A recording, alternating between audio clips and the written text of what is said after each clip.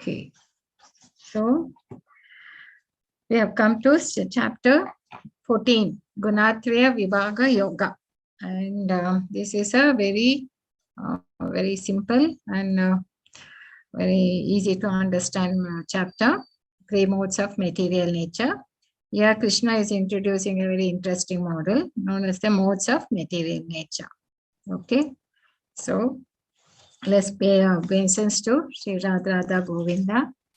Om Ajnana Timirandasya Nanaka Shalakaya Chakshunmitam Mena Tasmai Shri Gurave Namaha Shri Chaitanya Manobishtam Sapitam Mena Bhutale Swayam Rupa Kadamayam Dadati Swapadantikam Vandeham Shri Guru Shri Yuta Pada Kamalam Shri Guru Vaishnavscha Shri Rupam Sagarajatam Sahagana Raghunathan Mavitam Tam Sajivam Sadvaitam Savadutam Parijana Sahitam Krishna Chaitanya Devam Sri Radha Krishna Padan Sahagana Lalita Sri Vishakana Vittamscha E Krishna Karuna Sindho Dino Bandho Jagatpate Gopesha Gopika Kanta Radha Kanta Namostute Tapta Kanchana Gaurangi Radhe Vrindavaneshwari Vrishabhanusute Devi Pranamami Hare Priye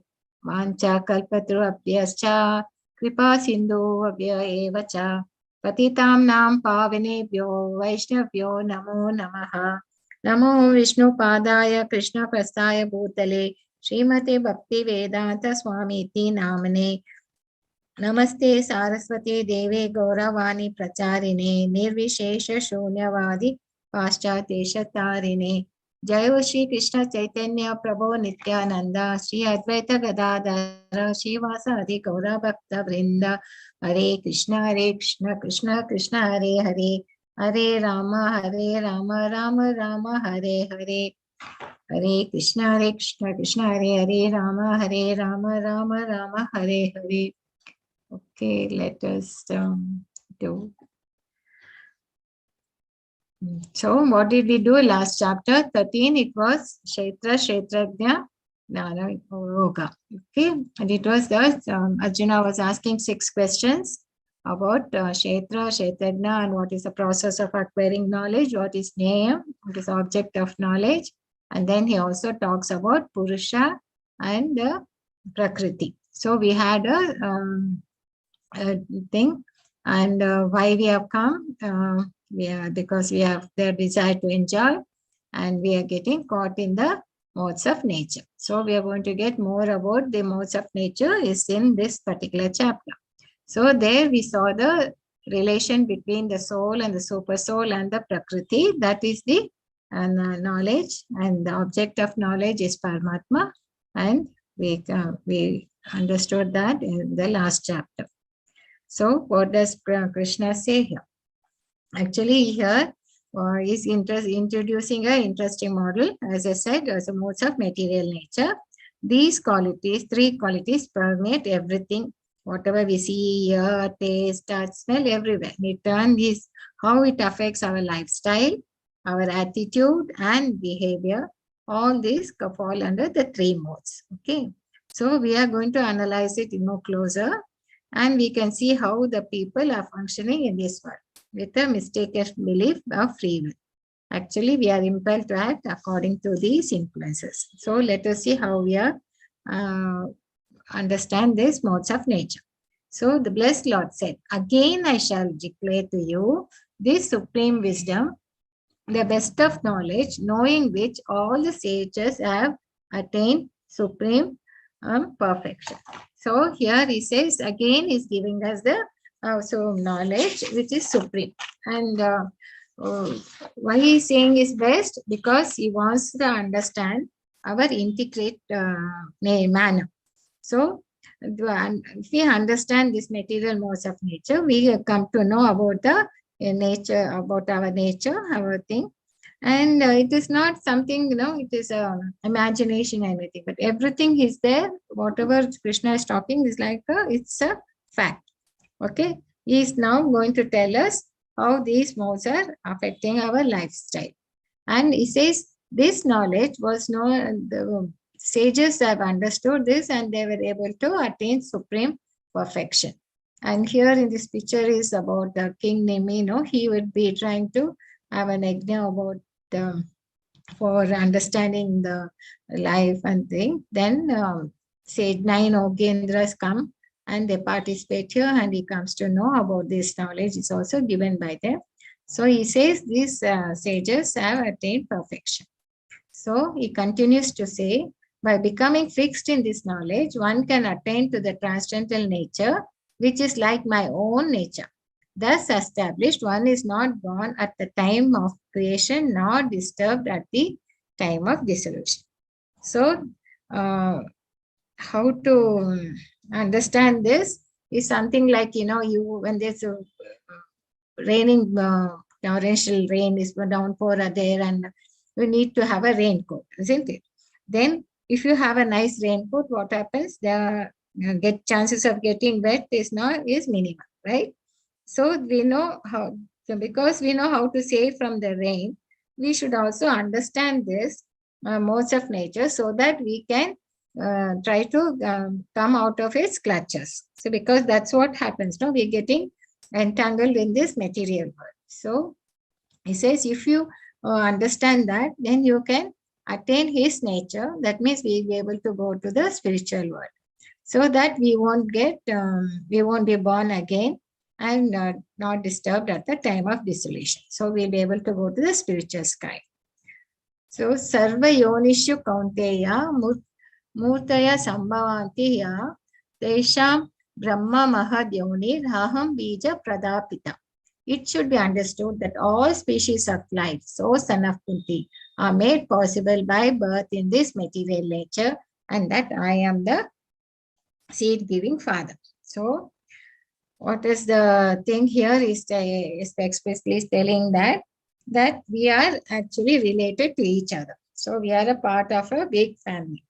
So, material nature is like a mother, and Krishna is the father. Okay.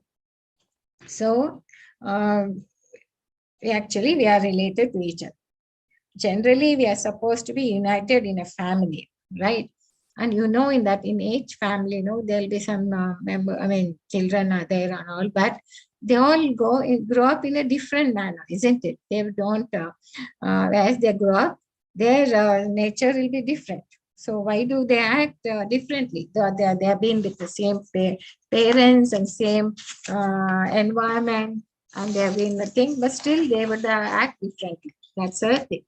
And in fact, even the United Nations organization, UNO, they say that we are trying to unite, bring unity and peace in this world.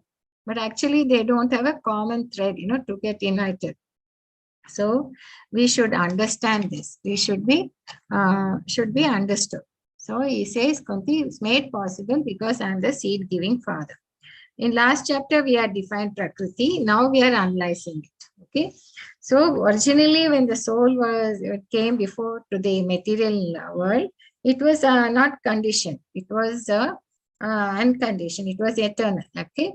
But since we had the desire to come to this world, then we have got conditioned by coming into this material world. It's like we get conditioned means we forget Krishna, and we'll be more attracted to the material sense gratifications. Okay, so he compares this. You can understand, like if you have the rain is coming, when there's a rainfall, and if you try to catch the raindrops, at the top of the mountain, there it will be very pure. It would be, the raindrops will be pure. But as it comes down, somewhere in the middle, if you again touch, it will be slightly contaminated. But when it reaches the ground, it will be dirty, isn't it? Same way we have got contaminated here. So sattvam rajas tamati guna prakriti sambhavaha nibananti mahabaho dehi dehinam avyayam. So material nature consists of three modes: goodness, passion, and ignorance. When the living entity comes in contact with nature, he becomes conditioned by these modes. So normal condition of a person is healthy, but now he gets some disease like this. So we are trying to cure this disease because we got conditioned with these modes of nature. So now Krishna is going to tell us more about how the symptoms are, how the what is the mode of goodness, what is the mode of passion, and what is the mode of ignorance in our lifestyle and all. So we are going to see that how we are going to actually what these are not taught in our education system, isn't it? We are not taught all this. We are only talked about how to live in this material world. So tatra sattvam nirmalatva prakashakam annamayam sukha sangena badnati jnana sangena chanaka. The O sinless one, the mode of goodness being purer than the others is illuminating, and it frees one from all sinful reactions. Those situated in that mode develop knowledge, but they become conditioned by the concept of happiness. Yeah, there's a nice thing. I will share this sound, okay? You can see this. Come, let us go for a stroll in the country. Come, let us go for a stroll in the countryside. Look, I brought us a healthy picnic lunch.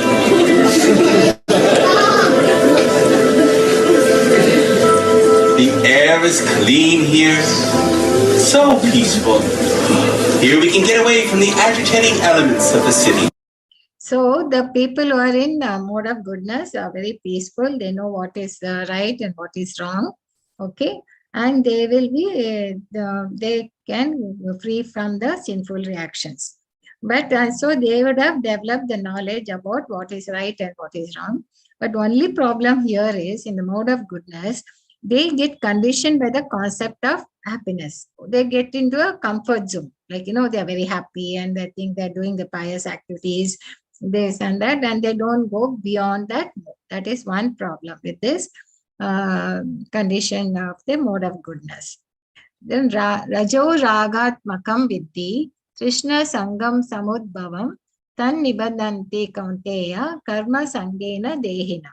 The mode of passion is born of unlimited desires and longings, O son of Kunti. And because of this, one is bound to material fruitive activities.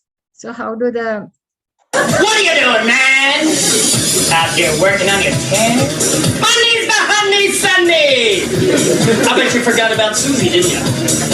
You're supposed to take her to Vegas this weekend. Lose your money, Vegas. You'll be rich. You'll reach the top. Just one hitch.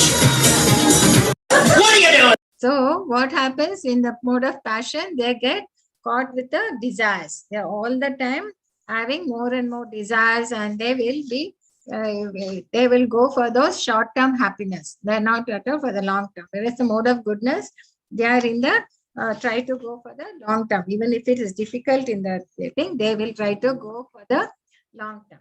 So how does the tamas people got ignorance? Tamastva ajnana jam viddhi mohanam sarva dehinam Pramadalasya nidravis tan nibadanti bharata. O son of Bharata, the mode of ignorance causes the delusion of all living entities. The result of this mode is madness, indolence, and sleep, which bind the conditions. So what happens? They are... Hey!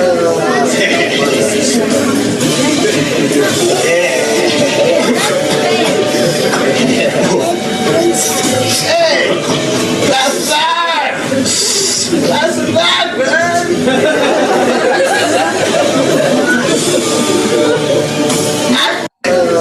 So these people who are in ignorance, what happens? They get into, they don't want to do anything. They'll be very indifferent and they will be lazy, and they'll oversleep, and they don't want to take any decisions. We saw how in chapter 2 also we saw how people in mode of this goodness means they will properly analyze the situation, and they'll take advice from authorities, and then they will take a decision. Whereas passion means they will impulsively take an decision, and then finally they get into problem. Whereas in Tamil people, Tamas, they won't even try to take any decision. They'll be so indifferent and finally they will never get any happiness. So that kind of thing. So these are the three defined definitions of passion, mode of goodness, passion, and ignorance. Now, how do they get their fruits of action? That is told here. Sattvam sukhi sanjayati, raja karmani bharata, nanam avritya tu tamaha pramadi sanjayati uta. So the mode of goodness conditions one to happiness. Okay.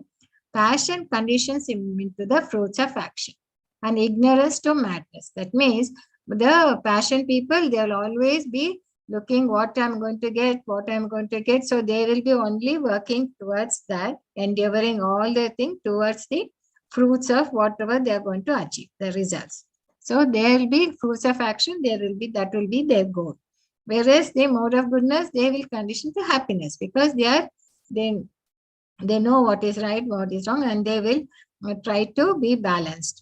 Whereas people in the ignorance, there's only madness. They don't even work very hard and finally they get into this.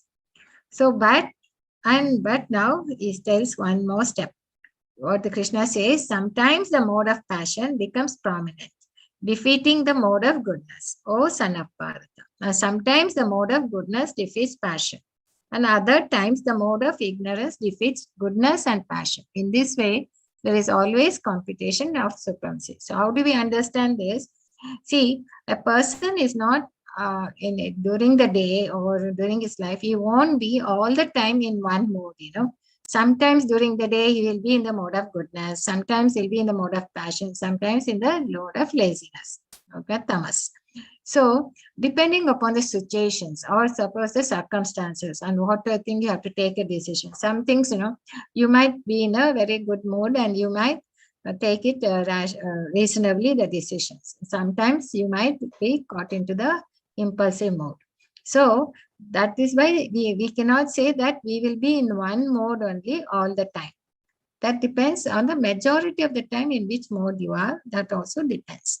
So, here it says, the modes also will be competing with each other, and sometimes they will be taking the supremacy. Sometimes it will be more, some in the mode of goodness, sometimes in the thing.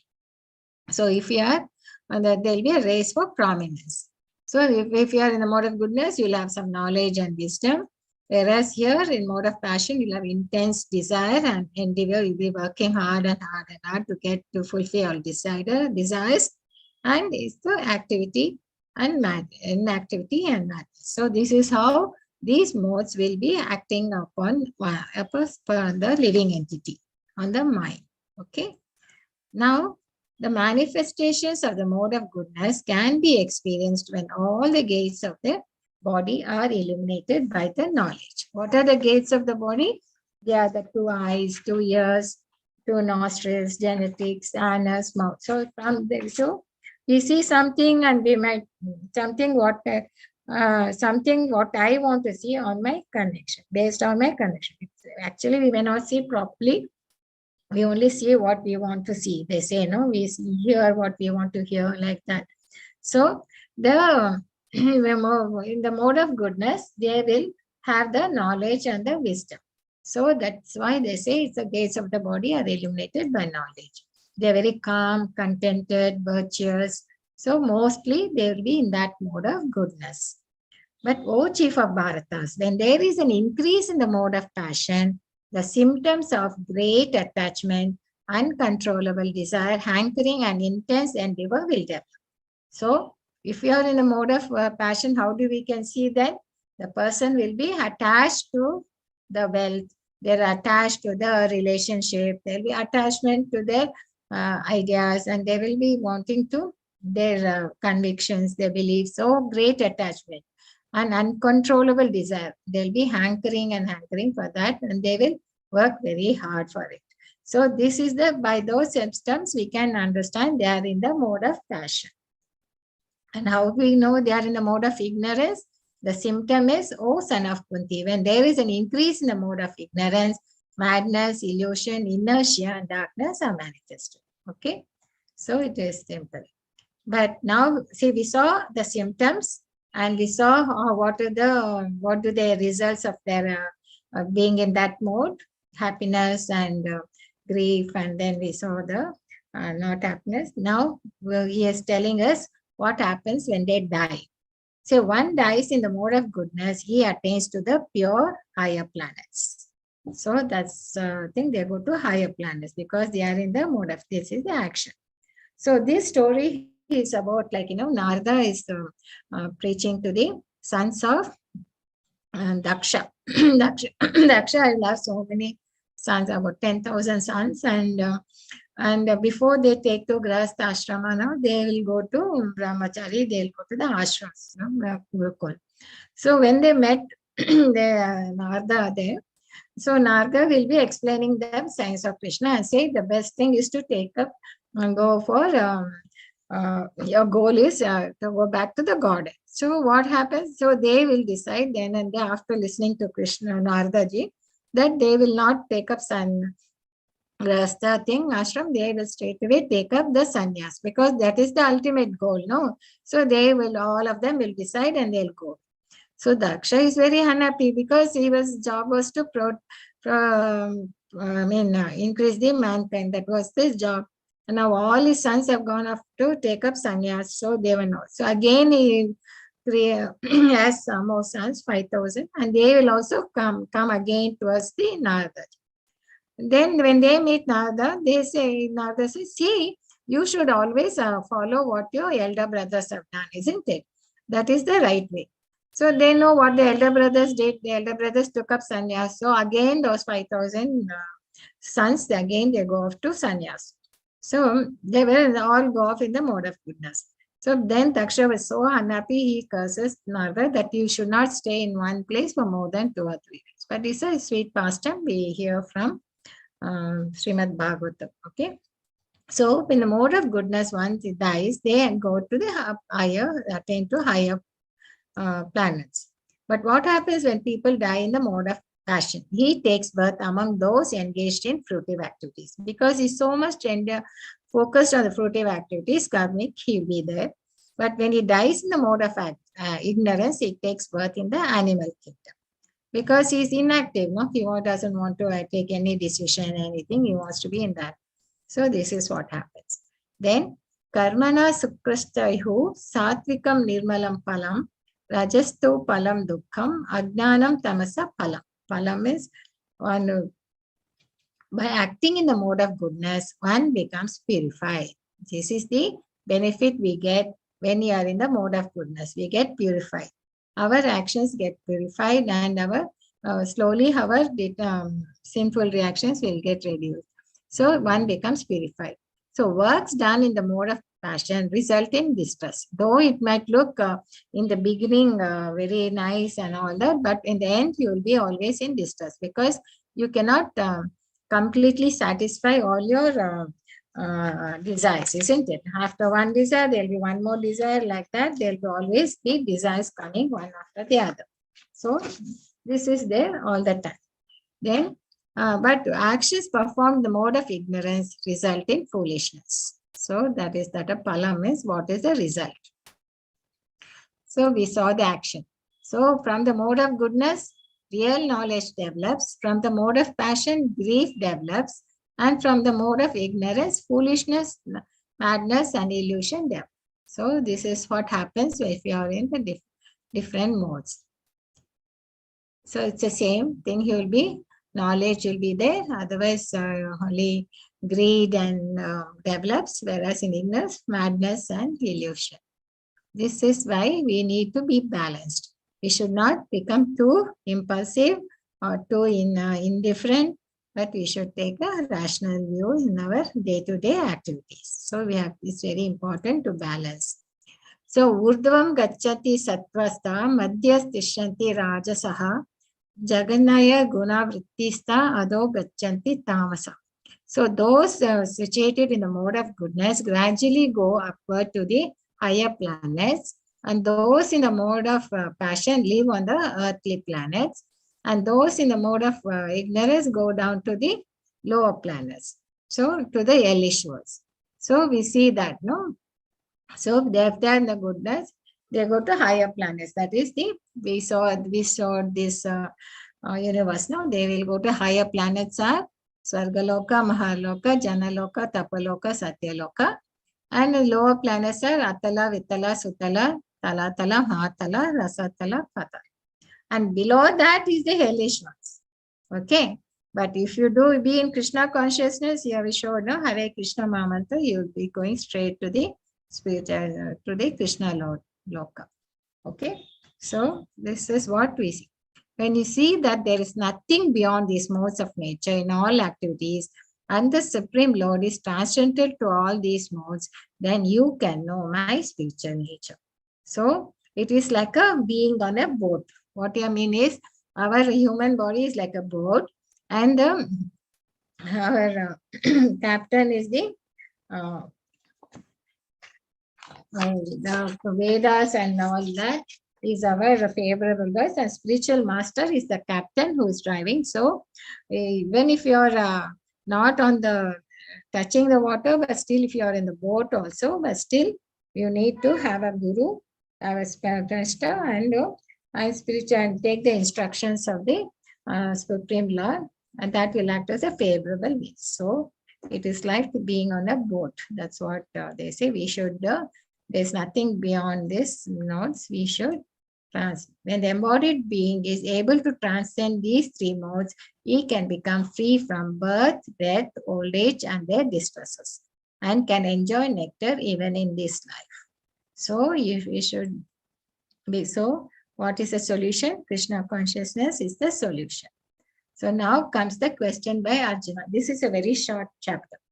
Okay. Now Arjuna asks, "Oh my dear Lord, by what symptoms is one known who is the transcendental to those modes? And what is his behavior? And how does he transcend the modes of nature?" So now he asks, how does he symptoms can be known, and how do they, what is their behavior? How does he do that? The blessed Lord said, "He who does not hate illumination, attachment, delusion when they are present, nor longs from them when they disappear." So he's not, he's satisfied with whatever he has. Okay, you won't long for anything, and he doesn't get attached to anything. Okay, and if the problems come, he'll just handle the problems. If happiness comes, also he'll handle. He won't long for those things. So that's what he says. Attachment, delusion when they are present, nor longs for them when they disappear. Who is seated like one unconcerned, being situated beyond these material reactions of the modes of nature, who remain firm, knowing that the modes alone are active, who regards alike pleasure and pain. So he will invite both pleasure and pain. Even if it is happiness, he thinks it's a mercy of the Lord. Even if pain comes, he says it's again mercy of the Lord. And he looks on a clod, a stone, and a piece of gold with an equal man. That is, and is beyond. And he is wise and owes praise and blame to be the same, because he is not in the body, and who is unchanged even in honor and dishonor, who treats friends and foe alike, who has abandoned all fruitive undertakings. Such a man is said to have transcended the modes of nature. Who we have here example is the Narada Muni. So, but this is very difficult to be equidistant when there's a praise and blame, or when you have honor and dishonor. That is very difficult, but we need to slowly cultivate these activities. That's how they should not get succumbed to that modes. So Mamcha Yog Avya Bacharena Bhakti Yogena Sevate Sagunam Samatitam Brahma Bhuyaya Kalpate. One who engages in full devotional service, who does not fall down in any circumstances, at once transcends the modes of material nature and thus comes to the level of Brahman. So here finally, again he comes back to Bhakti Yoga. He says, if you are in devotional service, if you are in the Krishna consciousness, then you won't get succumb to this modes of nature. You will be able to transcend them, and you will not fall down at any other circumstances. And you will come to the level of Brahman effulgence. So Brahmano hi pratisthanam amrisa veshya cha Sasvacha cha dharmasya sukashanitya cha.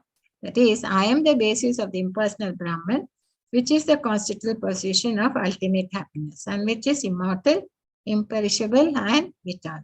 So, this is what he says. So, we saw the three modes of nature, sattva, rajas, tamas, and we saw that, and we saw what are the, if in the sattva mode, you will be in the mode of, what you will be, you will have be goodness, you will be virtuous and pious. So you will have happiness, whereas in the rajas mode, you will be more attached to the fruitive activities and there will be a lot of endeavor and they'll finally end up with grief and distress because you will be running after the short-term happiness. Whereas sattva guna, they are for the aiming at the long-term happiness. Tamas good, no, they're very indifferent and inactive and they'll always be foolish. But a race for prominence, that is in one time you not be all the time in one mode, there will always be from going from one mode to the other, depending on the situation and how their desires and what are the situations you will come into. So, and also we saw the action in the modes, and when the death comes, the Sattva Guna, they will be going to the higher planets, whereas Rajas Guna will be entangled in the fruitive activities, where Tamas Guna will go to the lower planets, animal kingdom.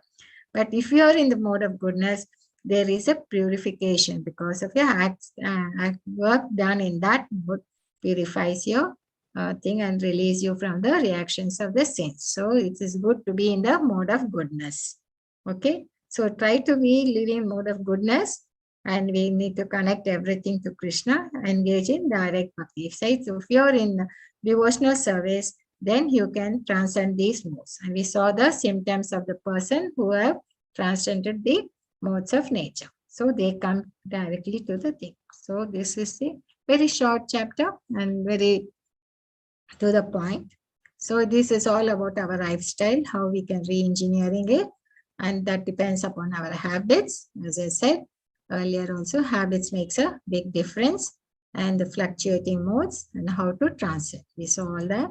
And the key, and this will help us, key spiritual practices. ABCD, I told you, association of devotees, books, scriptures, chanting, deity worship, engaging, work or eat prasadam.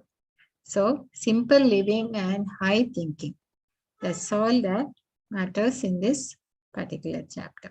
So Vancha kalpatru abhyascha kripa sindhu abhyeva cha patitam nam pavanebhyo Vaishnavyo namo namaha. Hare Krishna, Krishna Hare Hare, Hare Rama, Rama Rama, Hare Hare. I hope you all are chanting and we'll be happy. Okay.